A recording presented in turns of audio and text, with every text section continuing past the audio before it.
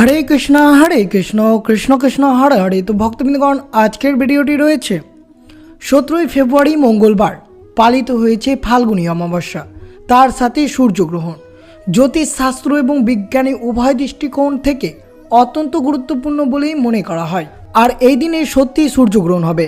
পঞ্জিকা ও জ্যোতিষ মতে সঠিক তারিখ শুভ সময় জানা অত্যন্ত জরুরি, যেহেতু বলয়াকার সূর্যগ্রহণ সম্ভব না থাকলে তা ভারতে দেখা যাবে কিনা সে বিষয়টি অত্যন্ত জানা উচিত। বিশ্বাস করা হয় যে এই ফাল্গুনী অমাবস্যা এবং বছরের প্রথম সূর্যগ্রহণ সঠিক নিয়ম মেনে আচার পালন করলে পূর্ণ ফলাফল লাভ করতে পারবেন। বিশেষ করে মনে রাখবেন, হিন্দু পঞ্জিকাতে এই অমাবস্যা তিথি গভীর তাৎপর্যপূর্ণ।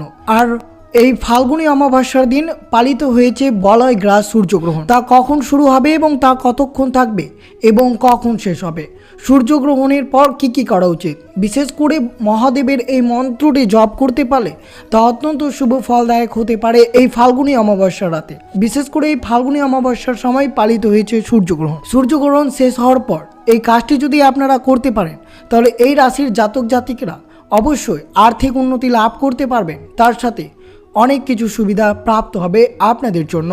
তো বিশেষ করে আপনারা শ্রবণ করবেন সূর্যগ্রহণের পর কি করবেন আপনার পরিবারে। বিশেষ করে তুলসী তলায় এই কাজটি আপনারা অবশ্যই করবেন এবং তুলসী পাতা দিয়ে এই 4টি কাজ করলে আপনার পরিবারে সর্বদা সুখ সমৃদ্ধি ভরে থাকবে।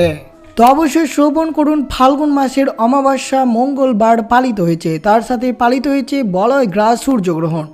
তো অবশ্যই শ্রবণ করবে এই বলয় গ্রাস সূর্যগ্রহণের পর কি করবেন। তো অবশ্যই আপনাদের জন্য এই ভিডিওটি অত্যন্ত গুরুত্বপূর্ণ হতে চলেছে, তাই ভিডিওটি অবশ্যই শুরু থেকে শেষ পর্যন্ত ভক্তি সহকারে শ্রবণ করবেন। আর চ্যানেলে নতুন হয়ে থাকলে দয়া করে চ্যানেলটিকে সাবস্ক্রাইব করবেন, লাইক করবেন, কমেন্টে ভক্তি ভালোবাসা শ্রদ্ধা দিয়ে জয় মহাদেবের জয় লিখে দিতে ভুলবেন না এই শুভ দিনটিতে। অবশ্যই ভিডিওটি আপনারা শুরু থেকে শেষ পর্যন্ত ভক্তি সহকারে শ্রবণ করুন। পঞ্জিকা অনুসারে ফাল্গুন মাসের কৃষ্ণপক্ষের অমাবস্যা তিথিকে ফাল্গুন অমাবস্যা বলা হয়। ফাল্গুন অমাবস্যার দিন পবিত্র নদীতে স্নান করে দান করার রীতি রয়েছে, কিন্তু পালিত হয়েছে এই সূর্যগ্রহণ। তা কখন শুরু হবে এবং তা কখন শেষ হবে তা সবিস্তারে আপনারা শ্রবণ করবেন। কিন্তু পালে অবশ্যই আপনারা সকালে পুণ্য স্নান করতে পারেন, এর ফলে সকল ধরনের পাপ দূর হবে এবং পুণ্য লাভ হবে। ধর্মীয় বিশ্বাস অনুসারে পূর্বপুরুষরাও অমাবস্যার দিনে পৃথিবীতে আসে। তারা আশা করেন যে তাদের সন্তানরা তর্পণ, শ্রাদ্ধ ইত্যাদির মাধ্যমে তাদের সন্তুষ্টি লাভ করতে পারবেন। বছরের শুরুতে এক বিরাট মহাজাগতিক ঘটনার সাক্ষী হতে চলেছে পুরো বিশ্ব। আজ 17ই ফেব্রুয়ারি 2026 বছরের প্রথম সূর্যগ্রহণ সংঘটিত হয়েছে। জ্যোতিষশাস্ত্র এবং বিজ্ঞান উভয় ক্ষেত্রে এই গ্রহণের গুরুত্ব অপরিসীমা রয়েছে। বিশেষ করে এই গ্রহণটি কোন সময় ঘটবে, সূতক কাল কখন শুরু হয়েছে এবং 12টি রাশির ওপর এর কী প্রভাব থাকবে তা অত্যন্ত শুভ হতে পারে। জ্যোতিষশাস্ত্র মতে এই গ্রহণ চলাকালীন আকাশমণ্ডলে নেতিবাচক শক্তির প্রভাব বেশি থাকে, তাই বিশেষ করে কয়েকটি নিয়ম আপনাদেরকে পালন করতে হবে। এবং সূর্যগ্রহণের পর অর্থাৎ অমাবস্যা রাতে কি করে আপনারা দিনটি কাটাবেন, বিশেষ করে এই ক্রিয়াকলাপ করতে পারলে আপনার জীবনে কোনো রকমের নেগেটিভ এনার্জি থাকবে না, এর ফলে পরিবারে সুখ সমৃদ্ধি ভরে থাকবে।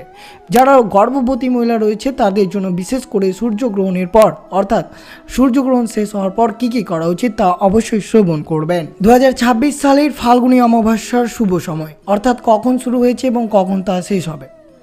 অমাবস্যা তিথি শুরু হয়েছে 16ই ফেব্রুয়ারি সোমবার সন্ধ্যা 5টা 34 আর অমাবস্যা তিথি শেষ হবে 17ই ফেব্রুয়ারি সন্ধ্যে 5টা 30।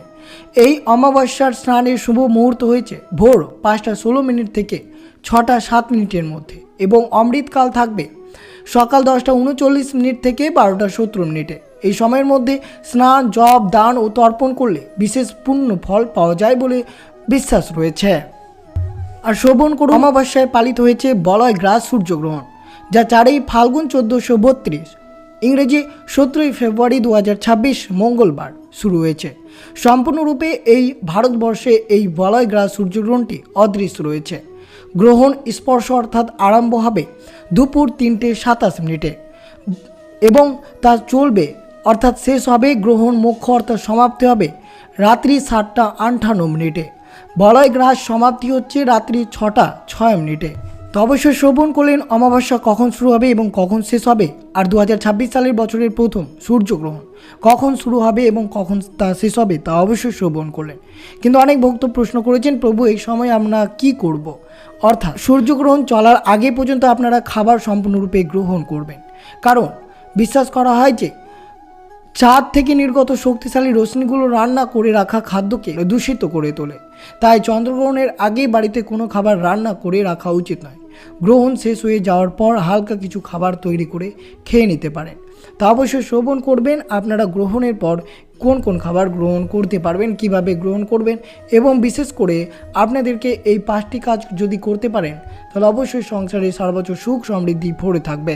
আর অবশ্যই শ্রবণ করবেন গর্ভবতী মহিলারা এই দিনটি কিভাবে অতিবাহিত করবেন। সূর্যগ্রহণ চলাকালীন গর্ভবতী মহিলারা বেশ কয়েকটি নিয়ম পালন করতে হবে। এটা বিশ্বাস করা হয় যে মহিলাদের সরাসরি গ্রহণের দিকে তাকানো উচিত নয়। এতে গর্ভ অবস্থায় বা গর্ভপাত হতে পারে কিংবা সন্তান বিকৃতির সঙ্গে জন্ম নিতে পারে। সমস্ত গর্ভবতী মহিলারা অবশ্যই মনে রাখবেন সূর্যগ্রহণ চলাকালীন কোনো রকমের সবজি কাটবেন না, বাইরে যাবেন না, সরাসরি সূর্যর দিকে তাকাবেন না। একটি গ্রহণকালে ঘুমানো এড়িয়ে চলুন। দুবরা ঘাস পেতে চেষ্টা করুন, মেঝেতে ছড়িয়ে দিন এবং দুবড়ো ঘাসে বসে থাকুন। একটি গ্রহণকালে পিন বা ছুরি বা সূচোর মতো ধারালো বস্তু ব্যবহার করবেন না। গ্রহণকালে খাবেন না, পান করবেন না বা রান্না করবেন না। গ্রহণের সময় অবশ্যই মহামৃত্যুঞ্জয় মন্ত্র জপ করতে পারেন। গ্রহণ শেষ হওয়ার পর অবশ্যই বিশেষ করে গর্ভবতী মহিলারা যা যা করবেন, স্নান করার পরামর্শ দেওয়া রয়েছে। গর্ভবতী মহিলারা অবশ্যই 1 বালতি জলে আপনারা তুলসী পাতা মিশিয়ে স্নান করবেন। আপনার বাড়ির বয়স্কদের সঙ্গে সম্মান সহকারে আচরণ করবেন। বিশেষ করে গর্ভবতী মহিলারা গ্রহণের সময় উপবাস থাকবেন। গ্রহণের দিন কোনো কিছু সেলাই করবেন না। আগের দিন রান্না করা হয়েছে এমন জিনিস রান্নাঘরে রাখা উচিত নয়। কাঁচি এবং ছুরির মতো ধারালো বস্তু ব্যবহার করবেন না। শাস্ত্রে বলা হয়েছে গর্ভবতী মহিলারা যেন এমন দিনে থাকেন বাড়ির ভিতরে। সূর্যগ্রহণ ও স্নান, সূর্যগ্রহণ ঘিরে সূর্যগ্রহণের কিরণের মধ্যে স্নান করবেন না, সেই বিষয়টি মনে রাখবেন। শাস্ত্রজ্ঞদের মতে গ্রহণের সময় স্নান করে কাপড় বদলে ফেলে শুদ্ধ বস্ত্র পরবেন, অত্যন্ত শুভ কাজ। তবে অবশ্যই এই বিষয়ে মনে রাখবেন গ্রহণের সময় কোনো রকমের খাবার গ্রহণ করবেন না বা গ্রহণের পর সেই খাবার আপনারা এড়িয়ে চলবেন। নতুন খাবার রান্না করে আপনারা গ্রহণ করতে পারেন, কিন্তু বিশেষ কয়েকটি নিয়ম পালন করতে হবে অনেক ভক্তদেরকে। যেহেতু বছরের প্রথম সূর্যগ্রহণ তার সাথে পালিত হয়েছে ফাল্গুনী অমাবস্যা, তাই বেশ কয়েকটি নিয়ম যদি তুলসী তলায় করতে পারেন তাহলে পরিবারে সুখ সমৃদ্ধি ভরে থাকবে, কখনো কোনো কিছুর অভাব পড়বে না। আর অবশ্যই শ্রবণ করবে 12টি রাশির জাতক জাতিকদের কী পরিবর্তন হতে চলেছে এই বছরের সূর্যগ্রহণের সময়। এই ফাল্গুনী অমাবস্যা 17ই ফেব্রুয়ারি মঙ্গলবার পালিত হয়েছে। এই শুভ দিনে অবশ্যই ভগবান বিষ্ণু এবং লক্ষ্মীর আশীর্বাদ পেতে অবশ্যই সকালে আপনারা পুজো অর্চনা করতে পারেন। এছাড়াও সূর্যগ্রহণের পর এটিও করতে পারেন। ভগবান বিষ্ণু এবং দেবী লক্ষ্মীর আরাধনা করলে ঘরে সুখ সমৃদ্ধি এবং শান্তি আসে। বস্তুগত এবং আধ্যাত্মিক সুস্থতার জন্য ঐশ্বরিক আশীর্বাদ লাভের জন্য একটি শুভ দিন।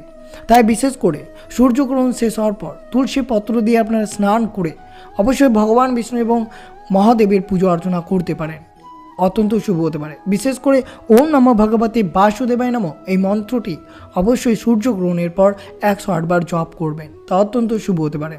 এই দিনে পবিত্র নদীতে পবিত্র স্নান করলে আপনার এবং আপনার পূর্বপুরুষদের উভয়ের পাপ ধৌত হয় বলে বিশ্বাস রয়েছে, তা অত্যন্ত শুভ হতে পারে।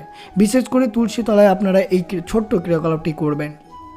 অবশ্যই বিশেষ করে সূর্যগ্রহণের পর আপনারা তুলসী তলায় আটার প্রদীপ তৈরি করে সেটি অবশ্যই ভগবান বিষ্ণুর মন্ত্র জপ করে অবশ্যই প্রজ্বলন করবেন, তা অত্যন্ত শুভ হতে পারে। বিশেষ করে সূর্যগ্রহণ চলমান আপনারা কিছুতেই তুলসী গাছের তলায় জল অর্পণ করবেন না, সেই বিষয়টি মনে রাখবেন। মাতা দেবী তুলসীর কাছে গিয়ে অবশ্যই ওম নমো নারায়ণম বা ওম নমো ভগবতে বাসুদেবায় নমঃ এই মন্ত্রটি অবশ্যই সূর্যগ্রহণের পর তুলসী গাছের তলায় অবশ্যই জপ করবেন, তা অত্যন্ত শুভ হতে পারে। বিশেষ করে আপনারা পুজোর সময় ফুল মিষ্টি অবশ্যই নিবেদন করুন, তা অত্যন্ত শুভ হতে পারে।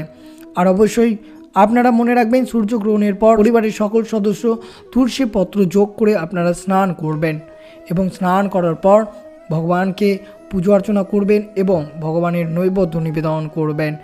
তার সাথে অবশ্যই মহামৃত্যুঞ্জয় এবং ভগবান শ্রী বিষ্ণুর মহামন্ত্রটি জপ করতে পারলে তা অত্যন্ত শুভ হতে পারে আপনাদের জন্য। 12টি রাশির মধ্যে এমন রাশি রয়েছে যাদের ব্যবসায় উন্নতি হতে পারে, যাদের ব্যবসায় ক্ষতি হতে পারে এবং যাদের শরীরে অবশ্যই খারাপ পরিস্থিতি আসতে পারে, তা অবশ্যই শ্রবণ করবেন 12টি রাশির কী ফলাফল লাভ হতে চলেছে, অর্থাৎ এই সূর্যগ্রহণে কী আশীর্বাদ বয়ে নিয়ে আসবে। প্রথমে যে রাশিটি রয়েছে তা রয়েছে মেষ রাশি। আপনার মান সম্মান বৃদ্ধি পাবে, তবে হঠাৎকারী বিনিয়োগের ক্ষেত্রে সাবধান অবলম্বন করতে হবে। বৃষ রাশি, কর্মক্ষেত্রে নতুন সুযোগ আসবে, ব্যবসায় উন্নতির যোগ প্রবল রয়েছে। মিথুন রাশির, ভাগ্যের পূর্ণ সাহায্য পাবেন, ধর্মীয় কাজে আগ্রহ বাড়বে। কর্কট রাশি, স্বাস্থ্যের প্রতি খেয়াল রাখবেন, এই সূর্যগ্রহণের পর আপনার মানসিক চাপ বাড়তে পারে।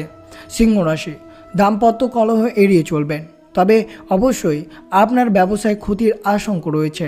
কন্যা রাশি, শত্রুর ওপর বিজয় লাভ করেছেন, এই দিন অবশ্যই ওম নমো ভগবতী বাসুদেবায় নমঃ মন্ত্রটি জপ করবেন, এতে আইন জটিলতা থেকে মুক্ত মিলবে। তুলা রাশি, সন্তানদের নিয়ে দুশ্চিন্তা হতে পারে, আর্থিক লেনদেনে বিশেষ সতর্ক থাকতে হবে। বৃশ্চিক রাশি, সম্পত্তি সংক্রান্ত বিবাদে জড়াবেন না, মায়ের স্বাস্থ্যের প্রতি যত্নশীল হতে হবে।